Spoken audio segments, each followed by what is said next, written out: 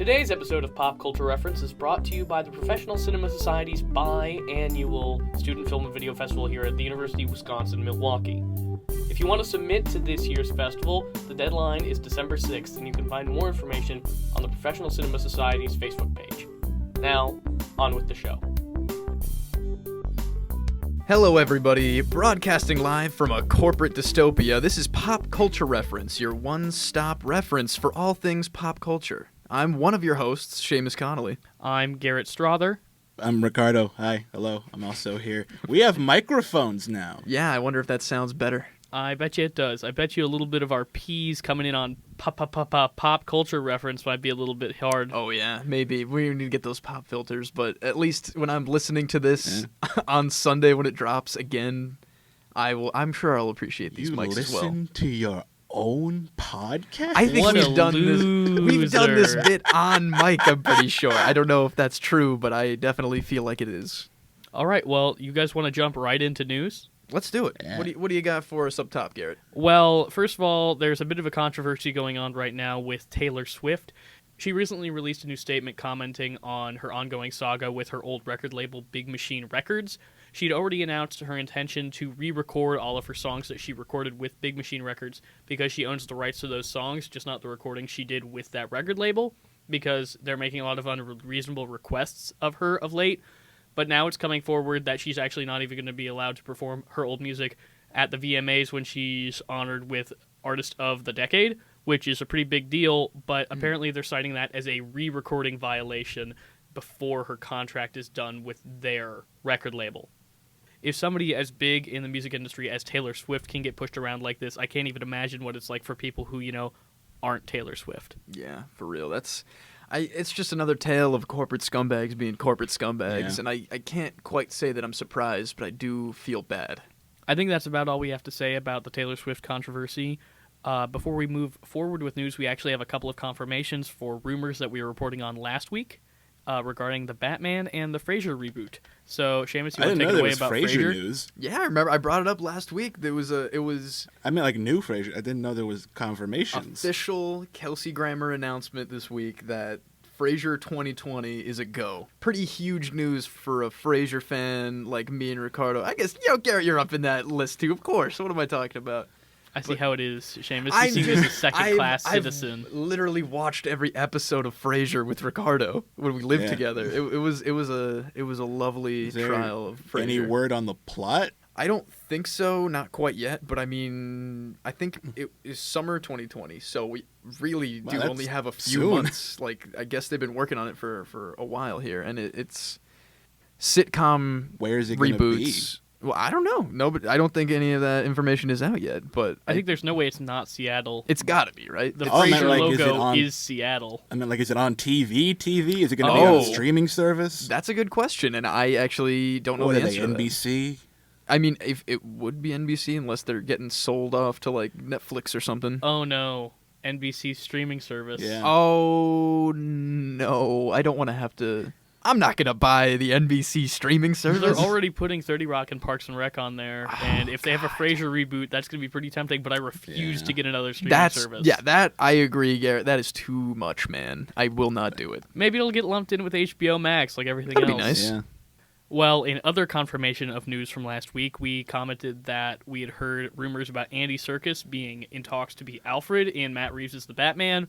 Matt Reeves sent out a GIF of Andy Serkis running down a rope line, high-fiving everybody in it, and it said, "Welcome, Alfred." So I think that's about as close to confirmation as we could get without the studio That's coming out pretty and directly good. saying it.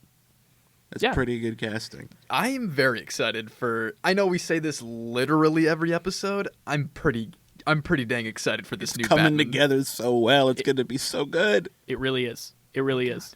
In other streaming service news, we have the announcement that Nickelodeon has signed a multi-year contract with Netflix to produce both original content for Nickelodeon and reboots. It's going to be a lot of reboots, folks. It's new reboot series, a movie or two. I'm thinking definitely Jimmy Neutron.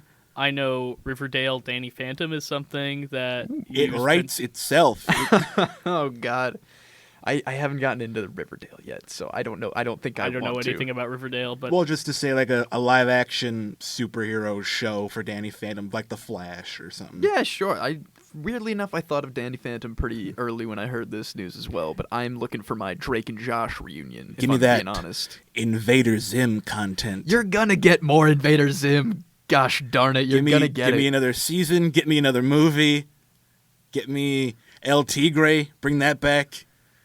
I think this is a really good way for Netflix to counter the onslaught of Disney Plus to kind of try to corner the same market, because Disney Plus, and we're going to talk about this in our main segment in a minute, is mostly targeted at like the 18 to 35-year-old range. It seems really capitalizing on the nostalgia factor there, as opposed to actually targeting younger audiences who are still captive to things like Disney Channel that's on right now, Nickelodeon that's on right now. And so I suspect it's going to be a lot of the same kind of Nickelodeon content getting produced. Like we talked about Danny Phantom, Jimmy Neutron. I'm sure SpongeBob's going to be thrown into that mix somewhere. There's a trailer for the new one. Oh, yeah, new Oh, SpongeBob right. movie I as saw well. that with Keanu Reeves, because we What? cannot escape the meme.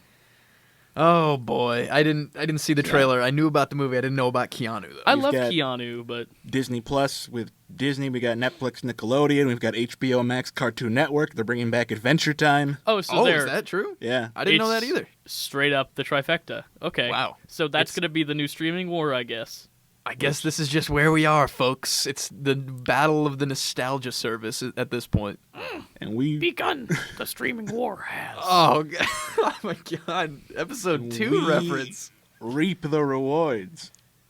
I Do think- we though? Are we just not rebuying We're getting a lot of everything? content. I guess we're getting. I mean, I say that like we're not about to do a whole episode on Disney Plus right now. My but I life mean- is a Teenage Robot 2. All right, I think that about wraps it up for news. Let's move on to our main segment. Now it's time for our main segment, where we're going to break down our first impressions of the streaming service Disney Plus. We've all had it for 4 or 5 days now, so we've been able to play around with it, watch some of the original content, and overall just get a feel for the service. What are your guys' first impressions? When did you jump on board? Because I was pretty early in the game, because I don't really sleep. Yeah. So I was awake at like 4 in the morning. I tried at midnight when it was released, and I could not log on anywhere. I tried on my PlayStation, couldn't download an app. I tried on my phone. They pulled that from the store pretty early when it launched, so I couldn't get there either. So I had to wait until the afternoon of the actual day that it launched to play around with it. I got it on my PlayStation that morning, and like a lot of people, I encountered a lot of bugs. Oh yeah, it was a A little lot of messy. shutdown. Yeah, I got kicked off more than a handful of times. I straight up couldn't even look at the Marvel tab. That's what everybody was jumping to, huh? Which is weird, because I think that's by far the most underwhelming tab that they have. Because it's not all of them, and none of their originals are out yet. Exactly. Like, Star Wars has all the movies, and it has The Mandalorian, which is already going. And then Pixar, they have all the Pixar movies. And most of the shorts, if not all of them. I think it is all of them. And then they have the entire breadth of the Disney catalog. Yeah, everything Disney's ever made. Most of the Marvel movies are on there. It's like half of them. Yeah, but a lot of them are tied up with Netflix and other streaming services. Yeah, that's true. I ran into a couple. Spider-Man, they're never going to have on there. Obviously, yeah. But yeah, I ran into a couple. I ran into a couple things once or twice when I clicked on something. It was just like, sorry, check back in a month. We're tied up with other streaming services. But I guess I appreciated that the thumbnails were there to let me know that eventually or soon it's going to be on there. Even with it only being less than a week old, there is so much content, regardless of what's tied up in you Netflix. get the or entire anything. vault. When you go through like movies A to Z, it's a ton of stuff. From Steamboat Willie to Wreck-It Ralph 2. Like it's a good amount for whatever I'm paying a month for it. And that's not even counting Disney Channel original movies. A lot of hype around those Disney Channel original movies, if I'm being honest. It has so much that I have experienced before I was able to critique better. I was just like, oh, it's a Disney Channel original movie. I'm going to watch it because I'm a child. And Yeah, man, I'll watch Twitches too. hey, give me that Wendy Wu Homecoming Warrior, and I'm all over it. I turned on some Phil of the Future, not an original movie, but a Disney Channel show. Some things are better left in the past, I think. Does Phil of the Is that Future right? not hold up? Phil the Future, at least the couple of episodes I kind of scrubbed through, No. really don't hold up. And they were episodes I remembered enjoying. Did that one have a laugh track? How do I not even remember? No, I think it had zany sound effects. We It was I one feel of like I remember those. that. Yeah. The ones that do have laugh tracks are atrocious. we just saw one episode of Zach and Cody. And we Yeah. were like, oh boy. Yeah, I started the pilot of Zach and Cody. It was one of the first things I checked out. I got through about a couple jokes. You want to It's- try the Sweet Life on Deck? Maybe they got better. I don't know, actually. I don't know if they do get better. You want to watch the movie? They're insane I movie. actually thought about watching the movie because it's on there, ladies and gentlemen. All the Sweet Life content you need is on there, and I've never seen the movie, but I'm sure it it's is ridiculous. bananas. Yeah. Annie was showing me something which I'd never seen before because it was after I stopped watching Disney Channel. Shake It Up. We watched the pilot for With Shake Zendaya? It Up with Oh, Zendaya yeah, and Bella Zendaya's in Thorne Yeah. being people- 13. With massively different career paths now. Yeah. Truly. And Annie was talking about that a little bit too, and she's like, a lot of people online are really heated about the way those career paths go. That's not what we're talking about right now, but boy, that's a rough show. The show that they're on is Shake It Up Chicago with Oh. a Ryan Seacrest like impersonator as the Okay. host. It's like, the show in Hairspray. You ever seen Yes. Hairspray? Yes. It's like that, but for the 2010s. so a and- concept that doesn't make sense for the era? A concept Yeah. that makes no sense. They were making Usher jokes. Like, they're like, Usher's new hit single on next after the break. And I'm like, what year do these writers think it is? That's a good question for a lot of Disney programming, if I'm being honest. I don't know, man. I think once we go back through, like, I don't know, maybe I'm trying to think of some of the more classics. Hey, man, the Proud Family still holds up. The animated content still really holds up a lot. Absolutely. Kim Possible, The Proud Family, even Recess, I was kind of surprised by I how well love it held Recess. up. Did you look back at Recess? I did. I watched a couple episodes of Recess. Are the movies on there? They are on Yeah, there. they are on there. All Recess, three School's of Out. them? Thank you very Another much. movie that's bonkers. Oh, the one where the government is, like, doing It's got a government Bond thing? villain in it. Yeah, they it's go up against a Bond villain who wants to move the moon. Yeah, it's pretty insane. I might have to go do a good little rewatch of that one. They got Darkwing Duck. They got a lot of duck content on here. Yeah, DuckTales, new and old. Watch DuckTales 2017. It's real good, you guys. I probably will watch it now, like, regularly, because I know it was already on Hulu, but what do you guys think of the interface? I like it. It's simple enough. Yeah. It's very Netflixy. It feels very Apple TV to me. Oh yeah, I can see that for sure. It's they put their highlights up top like a normal thing, but it almost seems like they're restricting some of their categories. Like, some things I find in other categories are completely absent from categories I think they would be perfect for, and I think that is a little confusing if I'm trying to, like, scroll through and just, like, find stuff that I know I like. I know there have been a couple updates in the first couple days anyway, so they might have fixed some of that stuff. Yeah, I think they're working on browsing right now, and I think it's gotten a lot better even since when I first started playing with it. Because when you go to the search function, you can go to separate sub-menus where they have, like, the Toy Story collection and the Disney Channel collection and the Disney Channel original movie collection. I think that's a nice way to browse. I want them to add more categories like that. I'd like that. Also, something that I am really frustrated by is there's no continue watching feature. Oh yeah, I noticed heard that. about that too. It remembers where you left off, so even if I was watching an episode of The Simpsons on my phone, and then I went over to my Roku and played The Simpsons again, like that same episode, it remembered where I was, but it doesn't just have a pick up where you left off button. Does that mean you gotta, if you want a specific episode, like if you're watching season 12, you gotta go find episode 7, season 12? Yep, that's exactly what you have to do. It's super aggravating. Guarantee that's going to be one of the first bigger updates of Disney Plus, because Yeah. how insane is that? Everybody, it's not straight binging all the time, you need a little pick up where you left off.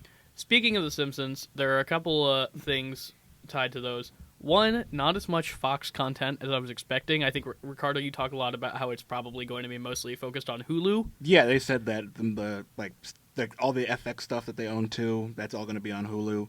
which that's fine. Yeah, I mean, got them both anyway. Doesn't really fit to have It's Always Sunny on Disney Plus. Yeah, that would be a little much. Well, I think the idea is that they're only having up to PG-13 content, which makes me a little weary about The Mandalorian because I want a little bit more from that, I think. But it's all about the way you tell the story, so I don't really mind. But really the only Fox things that are on there that I can think of right now is there's 1 or 2 Ice Age shorts, there's The Simpsons, and there's Avatar. They got Home Alone, Home Alone 2. And then Home Alone 3, the one without Macaulay Culkin. The Sound of Music. That's true, I forgot about The Sound of Music. And that's all I remember. Well, I mean, I guess I was pretty impressed by the selection that they had of their own original stuff. One other thing that's really frustrating about The Simpsons on Disney Plus is that they have cropped the original show from its 4:3 to be widescreen, and they're cutting off a lot of information on the screen, including jokes. I don't know why they're doing that, because a lot of older shows, like your Kim Possibles, are still in 4:3. They're preserved, but for some reason they decided to make The Simpsons widescreen. I feel like we could fix that. Yeah, Right? it seems like they've got an easy fix. They own it, so they should be able to fix it. Hopefully there's enough of a ball rolling on the internet about that. I've seen a couple of tweets, I guess. Yeah, but yeah. I mean, just before coming here, I rewatched Cape Fear, that episode. I didn't really notice like a huge problem. Yeah, I don't think it matters for every single episode, but you're also seeing a lot of weird pan and scan effects. Like there was one that I was watching the other day where it panned up on Homer and it was trying to keep his face in frame the whole time, so it jumped to counteract him being out of frame during part of the pan, and that was really aggravating.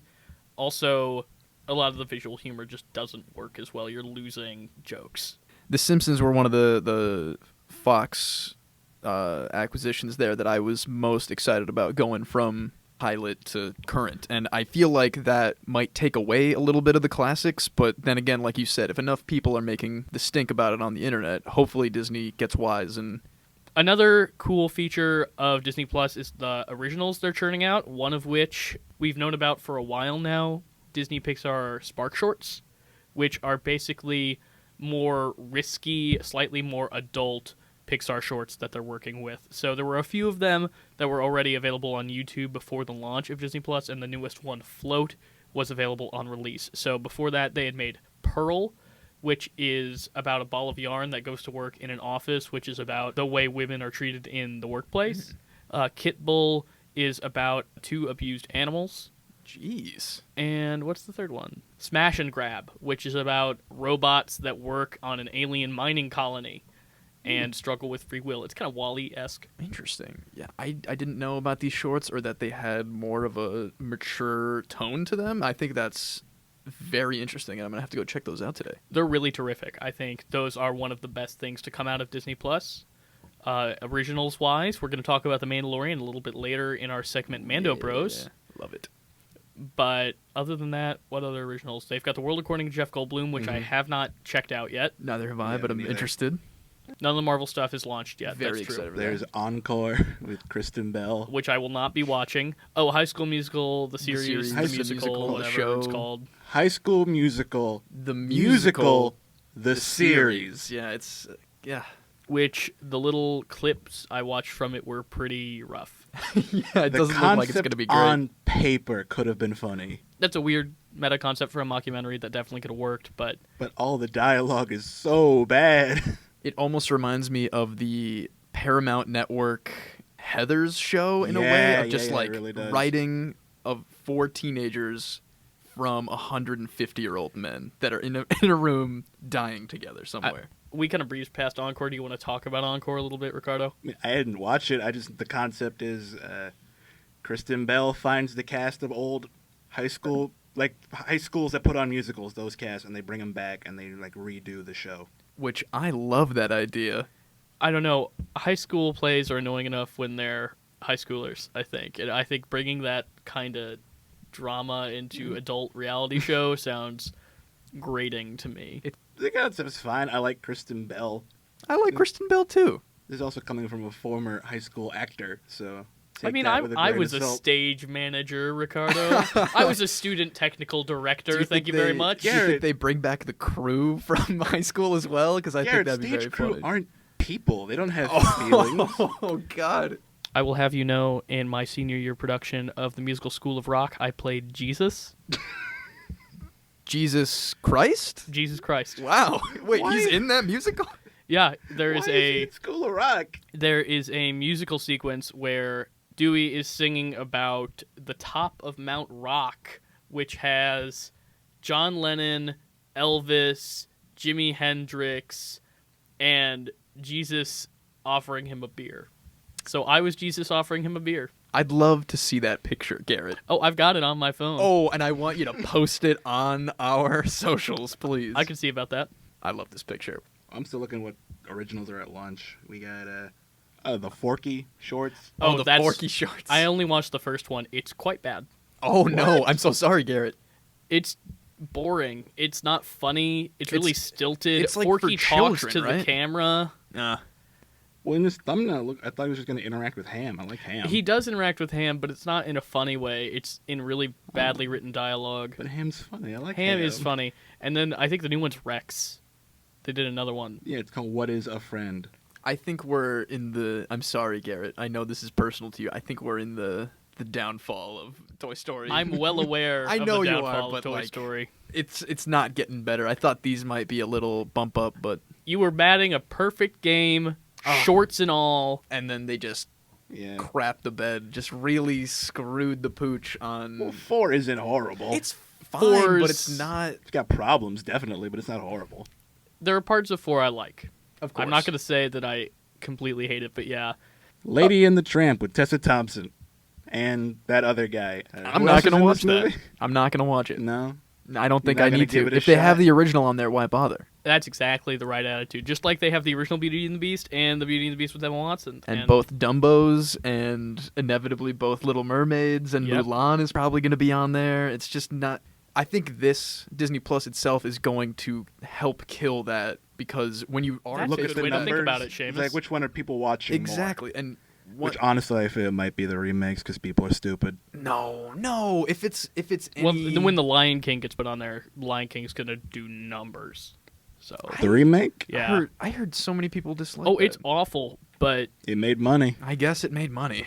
That's fair. But like I think for who Disney Plus is marketed towards, people our age, it's going to come down to would you rather watch the one that you have loved since you were a small child or the desperate money grab Yeah. that Or the we all same movie. understand. Yeah. Again. for sure. Yeah. Fingers crossed it kills it. But They have the Imagineering story, which Yeah, I'm just the Imagineering remembering, stories on here. which is all about the Imagineering behind the scenes. I can't imagine it's going to be any better than Defunct Land, because Defunct Land is a third party that can both criticize and celebrate the work done by these Imagineers and corporate Disney, whereas this is going to be the purely Disney perspective. It's kind of like buying a guidebook for Disney World. Are you going to buy the official companion guidebook, which is only going to tell you the great things, or are you going to buy the unofficial guidebook, which is going to tell you all the hacks to surviving Disney? I think I'm going to have to watch at least a couple Defunct Lands and maybe give that one a shot just to... Oh, I'm definitely going to watch the Imagineering story. but I'm just saying, Yeah. Noelle with Anna Kendrick. Is Moving that on. streaming already? Yeah. And Bill Hader. Well, I'm going to watch it when it's Christmas time because I'm not, Garrett. No, it's Bill Hader. I love Bill Hader. Anna Kendrick. I like love both Bill those people. Hader. I think Anna Kendrick is pretty good. I don't know if I could do it to myself. You know what I'm going to watch? I'm going to go back to Netflix for that Kurt Russell Santa Claus Oh, movie. the That's what Christmas I'll do. Chronicles. I haven't seen it yet. That's going to be my There's thing. a sequel coming. I've so heard, and I'm buckle up. very... I don't know if I'm excited yet because I haven't seen the first one, but... Pixar in real life. Oh, that looks cute too. And is that just Roger Rabbiting Pixar stuff? No, so what Characters they do. and moments from Pixar films are brought to life to surprise of real people. So you know Huh. those viral YouTube videos where there's something going on in public that's clearly staged, like a Yes. flash mob or whatever. Mhm. Imagine that, but with Pixar stuff. Well, that sounds fun. So the first episode, they put the control panel from Inside Out in a public park in New York City. And then people came up and started hitting it, and the people having a conversation in front of the panel, the actors kept getting more and more heated or happy or whatever, deciding what to do from the input of the panel. I know they're doing one where Wall-E just goes around a city. Picking like- up people's trash, making Yeah. them feel bad about littering. Is That's that it? what I hope it is. I hope That'd it be is a too. great gag. Just have Wally follow litter bugs around. That's wonderful. And also, I can't wait to see Wall-E animatronic because that's They're really cool. Ooh, I can't wait. I know they're trying to pad out the Marvel tab with a lot of expanding the universe, building a cinematic universe, documentary the stuff, documentaries. which is really just a giant commercial for Marvel. I think that's what the worst of this original content is going to be, is just really patting themselves on the back of look how great our branding is, look how great Disney is, and I'm hoping there's less of that and more exciting original content that I'm looking for. But final thoughts, what do you guys think of Disney Plus? Who should get this? Who should not get it? Who should take a pass? Breaking news, I forgot a Fox property they have. They have both Sister Acts on there. Back in the habit indeed. My God. So If you like Sister Act, get Disney Plus. They've got both Sister Acts. I don't know what more you want. I think if you already have all of the other streaming services, which I know I had a good many in my lineup, I think maybe trade one out. I don't know how you want to do that, but I feel like between Hulu and Disney Plus, those are going to be really the only things you're going to need in the next couple of years to get some good stuff. But I think this is a really good streaming service for people who want a lot of content that has a good variety to it. I do think it's a little bit inhibited by the fact that they don't seem to have any content that's over PG-13, but we'll see how their more adult content fares, and maybe they might reappraise that going forward. I'm really looking forward to seeing what other kind of content comes out on Disney Plus. I'm really enjoying most of the originals that they're producing right now. Overall, I really enjoy it. I think that about wraps it up for me. Yeah, me too. I think I can echo those sentiments. Very, very fun stuff. Yeah, I'm keeping my subscription. Me too. Now it's time for everybody's favorite segment, Where's Riley? Anybody have any guesses? Oh, God. Home, right? He's got to be like at home. The bathroom. I don't know if I've made that guess before. He is walking through downtown Milwaukee. He's on his way to Jersey Mike's, but he is currently walking through downtown Milwaukee. Do you want to do our pop culture reference of the episode? Let's do it. Our pop culture reference this week is the term MacGuffin. A MacGuffin is something that characters are after in a film or TV show that it doesn't really matter what it is, it just matters that the characters want it. Most Indiana Jones items are considered MacGuffins, and it was actually coined by Alfred Hitchcock. You can also see notable examples of something like the Maltese Falcon, or That's like one of the oldest examples, right? Yeah, the ultimate example, I think, is the briefcase from Pulp Fiction, where you literally don't know what it is. It doesn't matter what it is, it just drives the plot forward. The Baby Yoda from The Mandalorian? Yeah, Star Wars is full of MacGuffins, whether it's the Death Star plans or the map to Luke Skywalker from the new trilogy. Let's move on to Good Place. And now it's time for the segment of the show that we like to call Hell is Other Podcasters. We're breaking down this week's episode of The Good Place, Season 4, Episode 8, The Funeral to End All Funerals. And what a doozy it was. This was a pretty great episode. So good. It's so funny. We start off right after the experiment has ended, right where we left off at the end of last week. Michael goes to the courtroom to see the judge, but the humans are not allowed to go because they're not going to let the humans see the numbers until after a verdict has been reached. So Janet, Eleanor, Jason, and Tahani decide to throw themselves the funerals that they didn't get to witness on Earth when they died. In the courtroom, Michael and Sean are having a little bit of a showdown, a running I'm rubber and you're glue What's joke. Sean's actor's name again? Mark Evan Jackson. Mark Evan Jackson is so goddamn funny. He is so funny. He killed it in this episode. I think this is the best episode of the series for Sean so far. Yeah. He's just zingers left and right, really funny delivery. At one point, the judge says his name, and he just looks over her and finger guns. Also present in the courtroom are the Good Place Committee. Incompetent, as always, unable to reach any kind of decision. Meanwhile, the humans are down back in the neighborhood having funerals for each other. Tahani is in her private jet, where Eleanor gives a really moving eulogy, calling her the best friend she ever had. I think That they're kinda all hit pretty me. moving. Yeah, they all the actually eulogies are. Yeah, because they have. Like, how long have they been together? They're counting all the reboots. It's got to be like hundreds and years. hundreds Yeah. of years at this a point. long time. Jason has his funeral in a pool. Oh yeah, they also a lot of fun Weekend at Bernie's stuff with the Chidi? still frozen Chidi that they decide to bring along to these funerals. Yes, very Weekend at Bernie's. It's pretty funny. Jason's funeral also has one of my favorite jokes of this episode, where we talk about Jason's mom. Say, oh, we lost her to the big sea. That crocodile that was by our house. Nah, just kidding. It was cancer. Which, great spin on that, because we know what kind of jokes we get from Jason all the time, so I don't know, you felt it, right? Like, all right, Big C, we're waiting. What's the twist? And, Absolutely. And Eleanor and Tahani are also kind of like looking at him like, give us what the ridiculous thing is that you think the Big C means. Also, real quick, I think maybe the my mom died when I was little mention, maybe that comes into the afterlife a little bit later in the season. Maybe That we could be meet interesting. Jason's mom, see where that goes, but I think it'd be great if we got some like actual depth and character from instead Jason. of just super. He's been putting up some good stuff in these last few episodes where he seems like more of a person instead of like a Joke walking machine. dumb joke. Yeah. It's working for me. A lot of Jacksonville Jaguars gear at his funeral. Oh, I like love the it. tuxedo he has on. Eleanor's funeral is in a house that didn't belong to her. At a bar in a house that Oh, does not excuse belong me. to her. Excuse me. We're hitting Which is all the also marks. A great bit. Meanwhile, back up in the courtroom, we get to learn what the scores of all of the humans from the neighborhood were. Everybody improves, surprise, surprise, except for Brent, who is at -1. Like you said, is it super surprising that he was the holdout of the 4 that didn't genuinely get better? Not at all.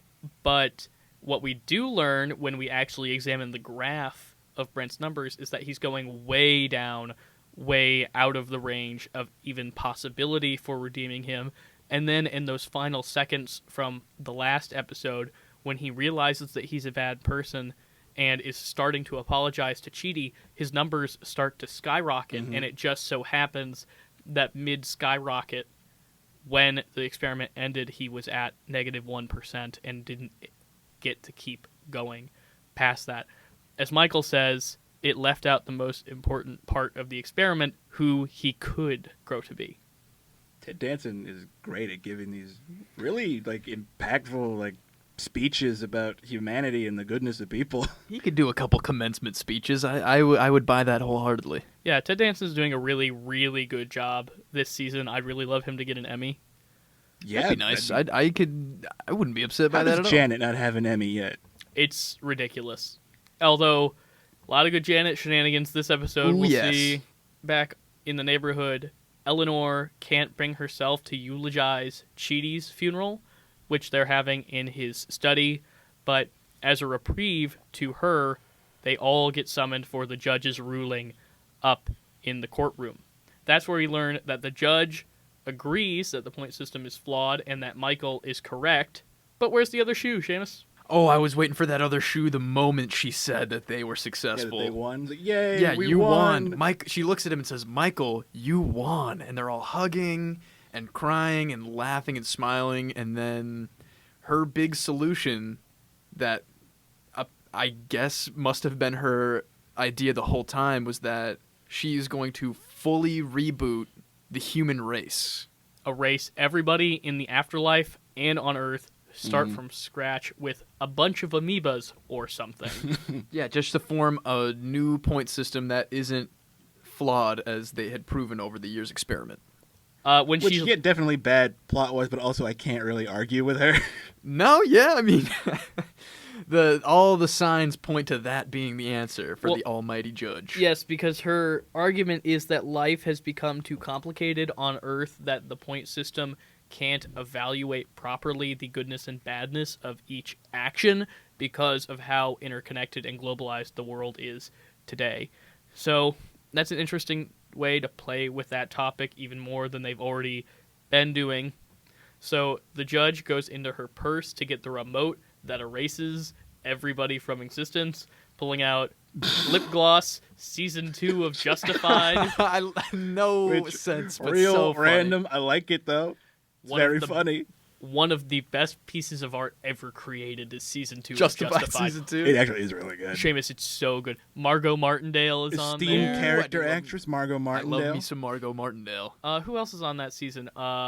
Walton Goggins won an Emmy for it, and I love Walton Goggins so much. It's crazy. you need to watch Justified, Seamus, if you love Walton Goggins. Timothy Oliphant continues to be one of the biggest badasses on TV. I think you've personally rec-centered me, boys. I'm into it. That season is flawless. Back to the afterlife. So she does find the remote, and as she's about to press the button, Janet boo-doos the remote into her void. The judge really doesn't like that. Yep. Oh, man. And when the judge goes to search Janet's void for the remote, it's missing. Where could it be? Oh, what's that? We got another twist? Love this twist. I should have seen it coming because I think we almost guessed something like this earlier, but the bad Janet that Michael was keeping captive, she shows up, and she's got that book that Michael had wrote about the test the entire time. And so she's on their side now, and this is where we get our wonderful Spy Kids 3 call everyone moment. There's so many Janets. It's every Janet. Well, until the judge locks the portals, but we get a good, 20 Janets that show up, including my favorite disco Janet on roller skates. It's a great mix though of good and bad Janets And neutral Janets. Because bad Janet had passed around this manifesto that Michael made to kind of infect every Janet with this idea that humanity is better than it's being portrayed. It's a revolution, baby. It's a revolution of Janets, and I'm all for it. So the judge is tied up searching every single Janet's void, which gives our characters time to stall. And they decide that they need to figure out a new judgment system for the point system. And who better to wake up and consult on that than a man who has spent his entire existence pondering different ethical quandaries, Chidi. And that's where we leave our characters at this episode Is of The Chidi Good going to Place. become God? Essentially. Wow, that is not going to make his stomach feel very good, is it? He is going to be ultimately destroyed by the way that the insane responsibility that he's going to just suddenly wake up to. But yeah, join us next week for Hell's Other Podcasters. Now, let's move on to Mando Bros. This is a segment I've been looking forward to since the advent of this podcast. Mando Bros. Mandalorian brothers. Brothers in arms. I don't know where I'm going with this. But I do. The Mandalorian only on Disney+. Wow. The first live-action Star Wars Yeah. series that has ever been. This is The Mandalorian, Chapter 1. No subtitle, And 2. but we're starting with Chapter 1. No subtitle for this chapter, so I guess it's self-titled, probably just Chapter 1, The Mandalorian. Yeah? We start off, he's on a snow planet. Gorgeous cinematography with his shiny Mandalorian armor. Wanders into not just some same old cantina. That's what I really appreciated about this, is it felt more like an Earth bar with just a few rough and tumble guys in there. It didn't feel like we got the same cantina scene that we get in every single Star Wars movie. It felt new and fresh. Truly. It was so... I don't know, those first few, really good silhouette-y, western-y shots in that bar. It's like what I just said. It is so very much a cowboy western. Yeah, it's just the man with no name, but in space. But in space, which is, everyone can talk about how Star Wars is just a western in space in general, but this is it's hammering it home as much as at least I want. And it's given me everything I've wanted out of a Star Wars property. We get a nice bar fight as he's trying to get to his bounty, who's in a little bit of trouble. He slices a guy in half with the weird aperture door. He goes up to his mark. He says, "I can bring you in warm, or I can bring you in cold." Exactly the badass I wanted and expected, and We get a white transition. classic. He hails a speeder out to the field where he's keeping his ship. Real quick, fun cameo, the pilot of that speeder, Brian Posehn, stand-up, obsessed with Star Wars. I can't even imagine his joy to be a part of this, and I'm very happy that he got to be. Yeah, pretty good. He's funny. Yeah. He keeps telling them to keep off the ice. But surprise, surprise, there's an ice monster coming to get the Mandalorian as his ship's taken off. Kills Brian Posehn, Yeah, sadly. kills He Brian won't be Posehn. returning. Immediately kills him. like the second he pulls away. Yeah. Following that, we get a very fun sequence of carbon freezing. No, we get Yes, this is where he Mhm. shoves his bounty into the carbon chamber, thankfully shutting him up. Yeah, jeez. That is the Talkative roughest guy. part of this show, I think. I think that's intentional. It's supposed to be annoying, but it goes on way too long. Yeah. It's too much. I can't take Is it. it true you guys never take those helmets off? Yeah, some of that dialogue was pretty egregious, too. I wasn't wild They're about just that. setting up for his big face If reveal you've later. ever seen a whatever evacuate his thorax, or whatever Yeah. that line was. Yeah. Well, good it's thing a we'll never lot. see that guy ever again. After delivering his bounties to whatever planet that the Mandalorian seems to call home base, we meet the leader of the Bounty Hunters Guild, none other than Carl Weathers, when the Mandalorian finds none of the pucks, which are the way that he gets bounties, satisfactory in terms of monetary reward. Yeah, they're like wanted posters, but they're holograms. Yep. Carl Weathers says, well, there is one job. Ooh, yeah. Love that. We get to go see Mr. Werner Herzog, Yeah, two kind of heavy hitters in a row there Mhm. for cameos. an old Imperial admiral, it seems like, with Yeah. what's left of his stormtrooper battalion there protecting him after the fall of the Empire. This is So some Nazis. this is set 5 years after the fall of Is the it only Empire. 5? Yeah, that's what I read, at least. So, but we learn a little bit about our bounty. We learn that the bounty is 50 years old, that the Mandalorian has last known location of the person, and he has a tracking fob which beeps the closer he gets. He is paid in a very rare Mandalorian native material that he's given a sample and then promised a lot more on completion of the job, which he in turn brings to a very cool den of Mandalorian.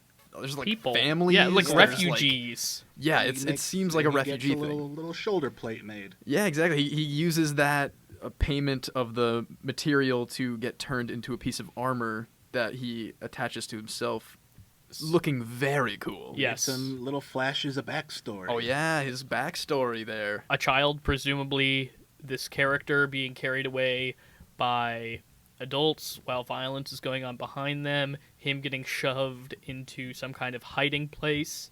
Gave me a little bit of Rogue One Jyn Erso vibes. Yeah, I thought the exact same thing. And now we're off to find our bounty. We're on some kind of sand planet. Maybe Tatooine. It's They're unclear, unclear as of now. but there are Jawas and sand and we Moisture didn't see farms, any. I Yeah, think. moisture farms. We didn't see any dewbacks no. or Tusken Raiders. So Yeah, maybe they don't put the planet titles in the introduction of planets, so it does get a little muddy. But and they intentionally, I think, blur out the sun every time you see it. So there might be one sun, there might be two suns. It just Interesting. flares. yeah, that's right.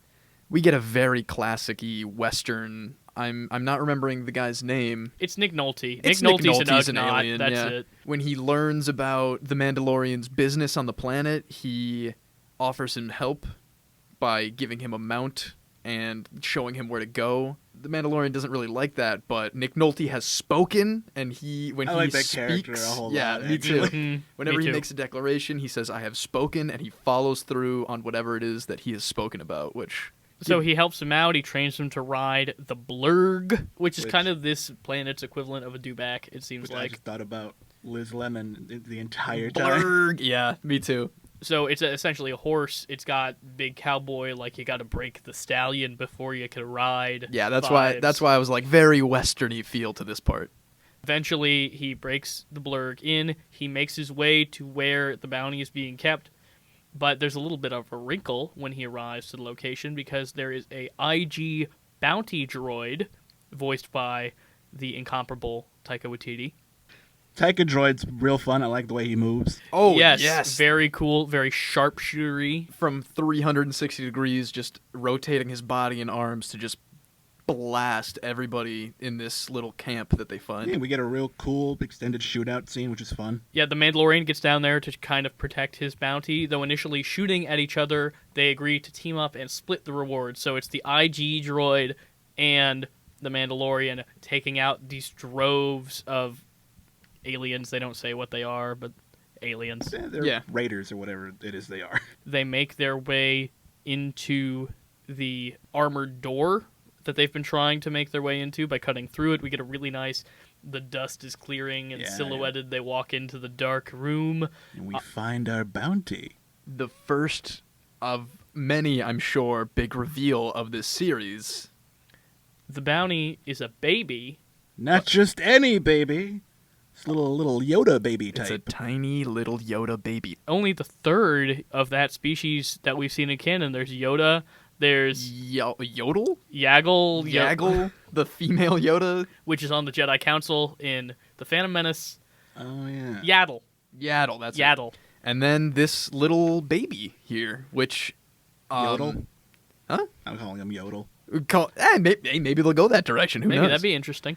But then Taiga Droid, under orders, is about to shoot this little baby, but our Mandalorian friend has some reservations about that. Shoots IG straight in the head. He reaches out his finger. Baby Yoda reaches back. That's our first episode. I fully expect more IG droids to be back with Taiga's voice to like aid later. That got me so good when they reveal it's like a little Yoda baby. I flipped out. Oh, yeah, Oh, absolutely. That's a great reveal.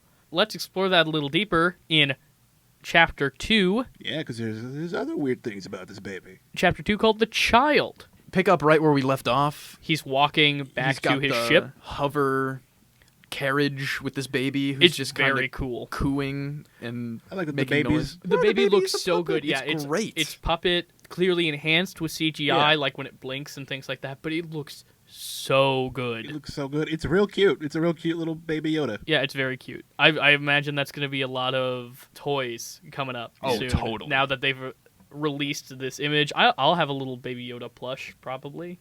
We get a really great shootout at the very beginning of this episode in a canyon where all these other bounty hunters have come to get the child. Because they, after the Mandalorian dispatches them all, have a tracking fob.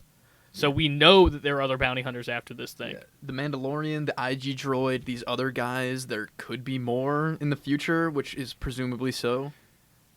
He has a really sick opportunity to use his rifle, which completely obliterates whoever it disintegrates people. shoots. Oh, I love that rifle. Carl Weathers made it seem like this job was very hush-hush, but he's just giving out fobs to everybody. Well, that makes me wonder about Carl Weathers' motivations, because he's only been in one scene of the show in these first two episodes, so I want to know what big things are coming, because at Star Wars Celebration, at the panel, they made a really big deal about Carl Weathers, and I don't think that's just because he's a big name. It seemed like he had a really big presence in the show. The Mandalorian's been injured. He makes himself a nice little campfire, very Western, and the baby keeps waddling up to him and reaching up at his arm, and I was like, I see where this is going. Where did you think it was going? That baby's trying to use the Force, Seamus. Ah, yes, of course. And that baby, The Force, of course. That baby is trying to heal our Mandalorian protagonist. Oh yeah, I forgot that's a thing you can do with the Force. Like, I don't know exactly what that's going to look like, because I can't remember, what kind of Force healing have we seen in the movies thus far? I Very don't minimal. think a ton. Yeah, Very that's kind minimal. of more of an extended universe kind of So thing. I'm curious if that's going to come back in a later episode when the Mandalorian's like fatally wounded or something, because I want to know exactly what that looks like. It's going to come up, Garrett. Yeah. You know he's going to get wrecked at some point. But then when we get back the next day to the Mandalorian ship, Jawas are there completely disassembling it. Goddamn Jawas. And what does the Mandalorian do but disassemble them with his disintegration gun? He wrecks, like destroys these little Jawas from the top of a cliff. As they're making their getaway in the sandcrawler, he pursues and starts to climb the sandcrawler, which is pretty great and very similar feeling to Indiana Jones climbing up the tank in Last Crusade. Also, another very Last Crusade moment is when he's climbing and the cliff is coming on the side and he has to very quickly get up. Yep. Love that. They get one over on him. They shoot him I love that. square in his chest with a Very paralysis or electricity thing. Yeah, the thing that they use on R2-D2. Yeah. Falling off the top of a sandcrawler. It was very funny. Although, Yeah. what do you think when that Jawa gets thrown off the sandcrawler and just eats it? I loved when the Jawas were getting destroyed in any way because they're real jerks. They're are Jawas. Like this show, for some reason, was the last thing that ticked me off. That like in every movie, Jawas are huge jerks. Which I thought when we saw the Jawas that they were going to have what was left of IG in Oh, their that would've little been fun. sandcrawler. After the destruction of his ship, he comes back to Nick Nolte, and they go to barter with the Jawas, and they say that they will give him his parts back if he gets them, quote, the egg. So they ship off. Yeah, They go for a to second, this... I thought they wanted like the baby. 'Cause Well, it's they in a did want the little- baby. They say they want the baby. But when they say egg, I thought they meant like the little cradle thing it's in. Well, first they try to barter for his armor, then the baby, and then the mysterious egg. Yeah, I can see how you could think that about the cradle looking like an egg. He goes to get the egg from this little cave. He leaves the baby outside. At this point, we get what I think is the beast from episode 2. It doesn't have that weird, like, glowing part of its Oh, thingy. that's true. It's very It's reminiscent just a of that. rhino. Yeah, it's just a It's rhino. It's an alien rhino. Just a rhino with a slightly bigger horn. That rhino has the upper hand on the Mandalorian. That Mandalorian is covered in mud. His rifle won't fire. He's lost his blaster. He's done. Just when it looks like it's over for him, Bum, bum, bum. Something happens. the baby closes its eyes, reaches out its hand, and stops it. Lifts it off the ground. The beast is immobile. This baby has the Force. Considering the fact that the 2 out of the 3 creatures we already knew of this species were masters of the Force, it doesn't seem surprising. That makes sense.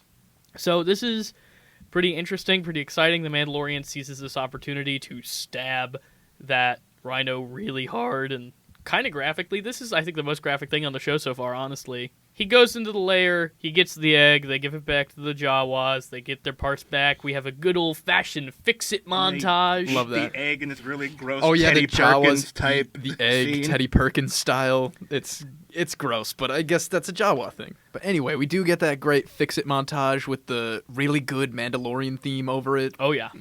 Fixes up that bad boy. Him and Nick Nolte. Him and Nick Nolte do it, and there's a very kind of a genuine outstretch of gratitude where he says, "Hey, Nick Nolte, you should come and be part of my crew. Like, I could use you. You're great, and you've helped me so much." And he's just kind of like, "I'm an old man." I've lived my Yeah. life in servitude so that I may be free. That resonates with the Mandalorian pretty well. He says, I understand. Like, I'm kind of disappointed. It would have been cool. but yeah, then we kind of take off and have another moment between The baby Mandalorian and the baby. or the child. I think I is just what said it's the called. baby and the baby. Maybe Mandalorian's there's my two baby. babies. It's a But if baby he show. takes it off and he's... Star Wars He's also a babies. We don't know how long his race lives. Maybe that's what's under the helmet. Oh Christ! But yeah, then I'm sold, boys. 2 episodes deep, I'm hooked. This episode I was actually more impressed with. There are a lot of really good action beats, especially at the beginning in the canyon where you don't exactly know what's going on, and he turns his head and you see the reflection of them jumping the canyon in his helmet.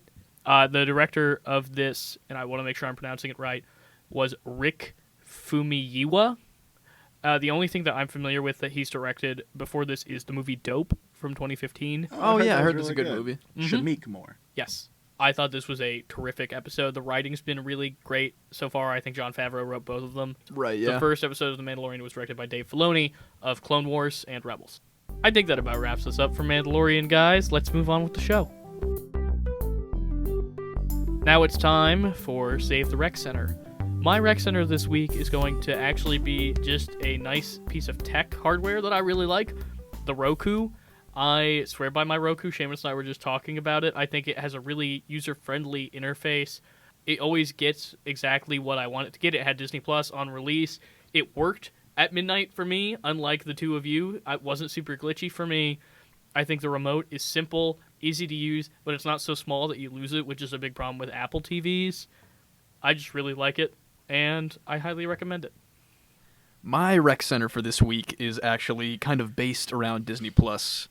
Go back and rewatch the very early... Like, as a kid, I may have watched them. I don't really have a ton of feelings about, like, Snow White, Cinderella, Sleeping Beauty, but going back and rewatching them to cover my bases was very much worth it. It's incredibly impressive for the time, and it's got a lot of good catchy music, so please revisit those. Ricardo, what do you got?